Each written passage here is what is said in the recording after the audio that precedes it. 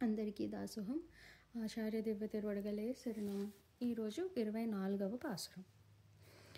அன்று இவ்வுலகம் அலந்தாய் அடிப்போத்தி சென்றொங்கு தென்னிலிங்கை செத்தாய் திரள் போத்தி பொன்றச் செகடம் உதைத்தாய் புகழ்போத்தி கன்று குணிலாய் எசந்தாய் கழல் போத்தி கன்று குடையாய் எடுத்தாய் கணம் போத்தி வென்று பகை கெடுக்கும் நின் கையல் வேல் போத்தி என்றென்று உன் சேவகமே ஏத்திப்பறை கொள்வான் இன்றியாம் வந்தோம் ఇరంగేలోర్ ఎంబావాయ్.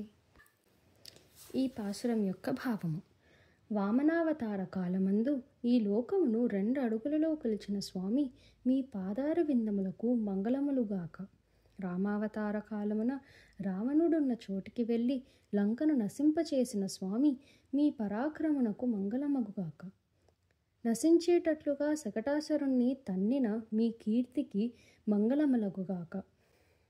దూడ రూపంలో వచ్చిన వాత్సాసురుణ్ణి గోణీకర్రవలే కపిత్తాసురుని మీదకి ఎగరవేసిన స్వామి మీ శ్రీపాదములకు మంగళములగుగాక.